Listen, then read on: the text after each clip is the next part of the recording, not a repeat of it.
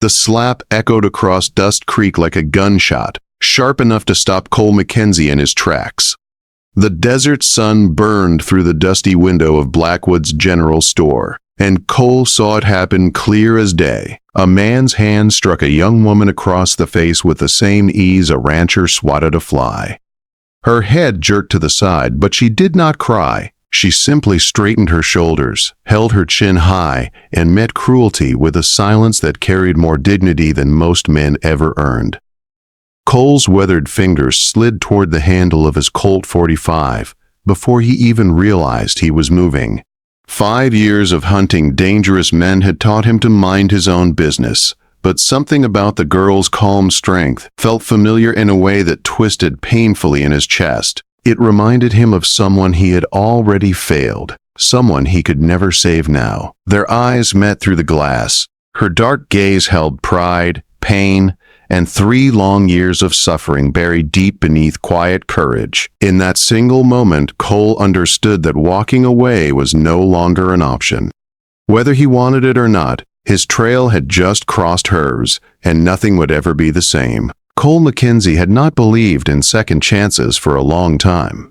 At 42, his face carried the map of every hard mile since that terrible September night in Tombstone. 1 dead rustler. 1 long ride home. 1 house burned to the ground. Sarah and little Emma gone before he could even pull them from the ashes. Now he drifted from town to town, earning a living with fast hands and a reputation built on broken justice. Folks called him Fast Draw McKenzie, a name that opened doors in the day and closed hearts at night. He had come to Dust Creek chasing a $200 bounty on a rustler named Joaquin Morales. But the sound of that slap pushed every thought of bounty hunting from his mind. Inside the store, Whispering Wind crouched on the floor, picking up shards from a broken whiskey bottle. She moved the way someone moves when they have learned that even a small mistake can cost them blood. At 19, she carried her Apache heritage with quiet honor, though her years under Silas Blackwood had carved tired shadows beneath her eyes. Her lip was bleeding. Her hands trembled. Her spirit did not. Blackwood hovered over her like a storm cloud. "Clumsy half-breed," he growled. "That bottle cost me $2. $2 you'll pay off at 50 cents a week." Ka did not answer. She reached for another piece of glass, the turquoise necklace at her throat catching the sun. It was the last thing her mother had ever given her. Cole pushed the door open. The bell chimed, and Blackwood turned with a sneer that froze halfway across his face when he saw the man filling the doorway. Cole stood tall, calm, and dangerous, in the quiet way only experienced men could be. His gray eyes swept the room, taking in every detail. The raised hand, the girl's shaking fingers, the fear that hung in the air like dust. "Problem here, mister?" Cole asked. Blackwood scoffed. "Just teaching my workers some manners." Cole's eyes returned to Ka. She stared back, her face bruised but her spirit unbroken. He saw courage flickering beneath the pain, like an ember waiting for wind. That evening, Cole sat in the dusty Rose Saloon, nursing a whiskey that tasted like regret. The whole town knew what Blackwood did to the girl, yet no one dared interfere. Sheriff Dawkins was in Blackwood's pocket. The town council was too afraid to cross a man with deep money and deeper connections. It was Martha Williams, the widow who ran the boarding house, who finally approached him. She eased into the chair across from him with a soft sigh. "You're thinking about that girl," she said. "I know that look. My husband used to wear it when he was about to do something brave enough to get him killed." Cole's jaw tightened. "Seems like someone should do something. Silas Blackwood owns half this town," Martha warned, "and the sheriff. And anyone with a spine too soft to stand up straight." "Why has no one helped her?" Cole asked. Martha's eyes softened with shame. "Because she's Apache. Because she's poor. Because this town turns a blind eye when the person suffering doesn't look like them. But she's a good girl. Too good for the life she's been given." Cole lay awake that night, the thin boarding house mattress creaking beneath him. He could not forget the look in Ka's eyes. Pain, yes, but something else too. Hope. The kind he hadn't seen in years. Hope for a life better than being beaten behind dusty store windows. At dawn, he headed into the hills, searching for Joaquin Morales. A drunk cowhand had mentioned seeing the rustler camping near Blackwood's back property. Cole found Morales easily enough.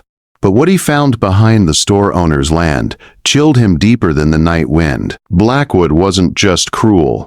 He was working with cattle thieves, hiding rustlers on his land and profiting from stolen herds. The man beating Ka was the same man feeding corruption through the veins of the whole town. Meanwhile, in the small room above the store, Ka tended her bruises alone. She touched her turquoise necklace and whispered a prayer her mother had taught her long ago. A prayer for strength, a prayer for freedom.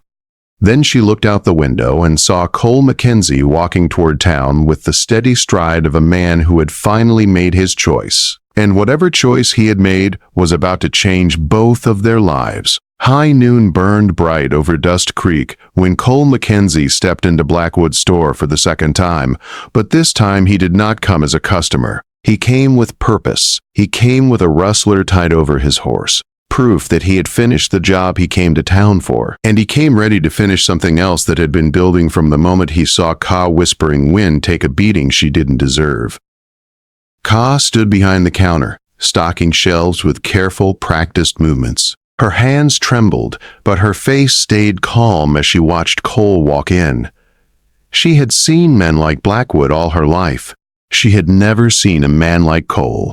Cole nodded once, then looked at Blackwood. "I hear you've got a worker who owes you a debt," he said, his voice steady and cold. "What's it to you?" Blackwood snapped. "I'm buying her contract.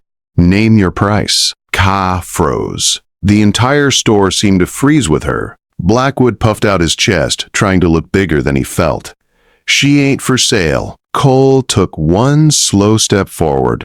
"Everything's for sale. The question is whether you want cash or lead." People gathered outside, pressing to the windows for a better look.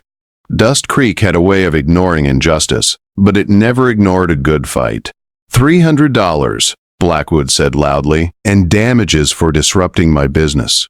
Cole pulled a folded paper from his vest. "Sheriff Dawkins told me last night that debt bondage was outlawed in this territory years ago, which means your contract isn't worth anything." Blackwood's face darkened. "You don't know who you're messing with, stranger." Cole McKenzie.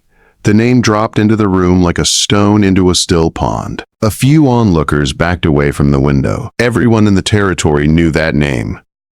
Before Blackwood could reach for his pistol, Cole already had his Colt pressed against the man's forehead. The room went silent except for Ka's quick breathing. "I wouldn't," Cole said. "I already sent word to the U.S. Marshal about your cattle operation."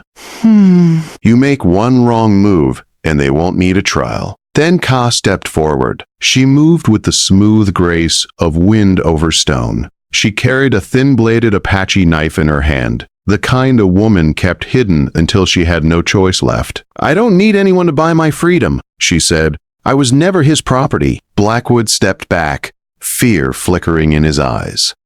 "This ends now," Cole said. "The girl walks free and gets her wages for the last 3 years." 2 hours later, Dust Creek watched something it had never seen before. Ka Whispering Wind riding out of town on a gentle mare, and Silas Blackwood standing on his porch with anger boiling in his face while the sheriff pretended this was justice he had intended all along. Ka rode in silence beside Cole as the town disappeared behind them. The desert stretched wide ahead, open and endless. Still, she kept her guard up. She had known too many men who offered help with one hand and took something with the other. "You didn't have to do that," she said quietly. "Yes, I did," Cole answered. When she finally looked at him, she saw pain written across his face. Old pain, heavy pain, pain that had carved him into the hard man he was. "Why?" she asked. 5 years ago, he said, "I had a wife and daughter, Sarah and Emma. I left them one night to chase a bounty. When I got back, the house was burned. They were gone. I told myself that some things can't be fixed. Some people can't be saved. Today, I decided to stop believing that." Something tightened in Ka's chest. No one had ever spoken to her with that kind of honesty. No one had ever looked at her with that kind of care. They camped under cottonwoods beside a cold mountain stream. Ka washed away the last dust of Blackwood's store from her skin. Cole built a fire, pretending not to watch her but failing each time she turned her head and caught his eye. She was beautiful in a way the frontier rarely allowed women to be. Strong, scarred, and unbroken. "What happens when we reach San Carlos?" she asked. "That's up to you," he said. "I'll see you home if that's where you want to be. If not, the territory is big enough for anyone willing to start over." "And you?" she asked. "Maybe I'll start over too," he said. "Depends if I find a reason." The fire crackled between them. The night wrapped around them like a blanket. Cole lay awake staring at the stars. Ka moved closer, her voice soft. "I used to dream of being held by someone who didn't see me as a burden." "You're not a burden," Cole said. "You're the first right thing I've found in 5 years." Ka rested against him as the fire burned low. For the first time in a long time, Cole felt something that wasn't grief. It wasn't anger. It was hope. Fragile, but alive. By morning, they reached the border of the San Carlos reservation. Jose Crowfeather, the young man Ka had grown up with, stood waiting, his eyes narrowed at the sight of Cole. "Did he buy you?" Jose asked sharply. "He freed me," Ka said. Jose's jaw tightened, but he said nothing more. That evening, Cole found himself in the council house facing tribal elders. Thomas Greywolf studied him with calm, steady eyes. "What do you want with our daughter?" the elder asked. Cole took a breath. "I want her to choose her own path, whether that path includes me or not." The room softened at his answer. The elder nodded. "You may stay 3 days. After that, you go. If Ka chooses you, she leaves with you. If not, you respect her choice. 3 days. 3 days to learn the truth." On the third morning, Cole found Ka by the stream, her feet in the cool water. She had woven turquoise beads into her hair, a sign she was considering a life here. "You've decided," Cole said. "I've decided I need time," Kay replied. "I need to remember myself." "I need to breathe without fear. I need to know who I am before I know who I can love." Cole nodded, though the words hurt more than a bullet. "I won't be someone's broken bird to heal," she said. "And I won't let you carry me like a second chance you didn't get before. Give me 1 year. If what we feel is real, it will still be there." Cole said nothing. He simply held her hand until she let go. He rode out alone at sunrise. Ka watched from the hill, her heart torn between the past she came from and the future she wanted. 6 months later, she received a letter from Cole. No promises, no pressure, just an invitation. He had bought a small ranch near Tucson. If she ever wanted to see it, she would be welcome. Ka folded the letter and placed it beside her mother's necklace. Spring wind brushed across her face. Somewhere deep inside, a choice began to take shape. Winter passed gently over the Arizona desert, leaving behind clear blue skies and warm days that made the land feel alive again. Ka, whispering wind, spent that time relearning the pieces of herself that had been buried under 3 years of fear. She helped tribal women gather herbs in the hills. She taught children the old stories her mother once whispered to her. She walked the riverbanks at dawn, letting the water wash away memories she no longer needed to carry. But even as she healed, one truth stayed close to her heart. Cole McKenzie had walked away without asking anything from her. He had given her freedom without strings. That kind of respect was rare in the world she had known. Each month, she placed his single letter back into her leather pouch with her most treasured belongings. She never opened it again, but she felt its weight every time she carried it. A reminder, a promise, a question she was not yet ready to answer. 1 year later, on a warm spring morning, Ka stood on the hill, overlooking the reservation. She closed her eyes as a soft breeze lifted the strands of her dark hair. The wind felt different today. It carried direction. It carried courage. She saddled her mare, gathered her few belongings, and whispered a quiet goodbye to the land that had shaped her.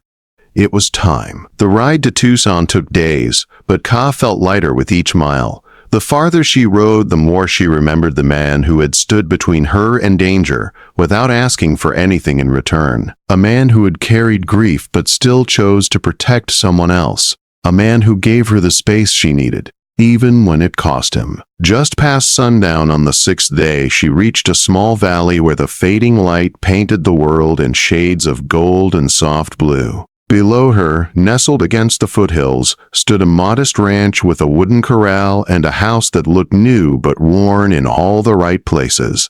Smoke curled from the chimney. Horses grazed lazily beside the fence line. Cole McKenzie stepped out onto the porch at the sound of approaching hooves. For a moment, neither of them moved. Cole looked older, but not in the tired, hollow way she remembered. His shoulders were steadier. His eyes carried less weight. The grief was still there, but it had softened into something manageable, livable. Ka dismounted slowly. The moment her boots touched the earth, Cole stepped forward. Not fast, not desperate, just enough to show he was ready if she was. "I wasn't sure you'd come," he said quietly. "I wasn't sure either," she replied, "but the wind changed, and I listened." He smiled, and it was a smile she had never seen from him before. Gentle, hopeful, real. Cole guided her inside the house. It was simple and warm, with a wide hearth and shelves he had built by hand. On one shelf sat a small wooden box. Inside were a pair of tiny shoes and a locket, a memory of what he had lost. Ka noticed it, but she did not speak. Some grief deserved silence. "What made you build all this?" she asked. Cole looked out the window toward the corral. "I wanted a place that felt worth staying in, a place someone like you could walk into without fear." "And what if I chose not to come?" she asked. "Then it would have still been a good place," he said, "just a quieter one." Ka felt the truth of his words settle softly inside her. This wasn't a man waiting to be saved by love. This was a man offering a life built from patience, not desperation. That evening they walked through the field behind the house, the sky glowing with the last light of day. A warm breeze carried the scent of sage and fresh earth. Cole walked beside her, close enough to feel, far enough to respect. "You changed my life," Ka said, "but I didn't come here because I felt I owed you anything. I came because I finally knew what I wanted." "And what is that?" Cole asked, his voice steady. "A life that I choose," she said. "A life with someone who sees me as equal. Someone who stands beside me, not in front of me or behind me." Cole's breath caught. You don't need to say anything," she whispered. "I didn't come for words. I came to see if the man I remembered was still here." He reached for her hand, slow and careful. She let him take it. In that moment, the past loosened its grip on both of them. They returned to the porch as stars began to appear. Cole lit a lantern, its warm glow casting soft light across Ka's face. She looked peaceful, strong, whole, a woman fully in control of her story. "Are you staying?" he asked. Ka touched the turquoise necklace at her throat, the same one that had once reminded her only of loss. Tonight it felt like a bridge between where she came from and where she was going. "Yes," she said, "if you'll have me." Cole stepped closer. "I've been hoping for that since the day I heard you cry." Ka smiled, her eyes soft with something she no longer feared. "I didn't cry that day," she said. "No," Cole answered, "but your heart did, and I heard."